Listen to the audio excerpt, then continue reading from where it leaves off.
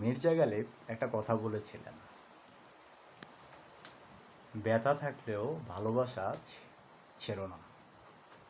ব্যথা থাকলেও ভালোবাসা ছেড়ো না। কেন বলেছিলেন? গালিব বলেছিলেন ব্যথা থাকলেও ভালোবাসা ছেড়ো না। কিন্তু কেন? কারণ গালিব জানতেন ভালোবাসা শুধু সুখ না, এটার ভেতরে লুকিয়ে থাকে ব্যথাও। যে মানুষ ভালোবাসে সে আঘাত পায়, কিন্তু সেই আঘাতই তাকে গভীর করে। তুমি যদি কষ্টের ভয়ে ভালোবাসা ছেড়ে দাও, তাহলে তুমি অনুভব করাটাই ছেড়ে দাও।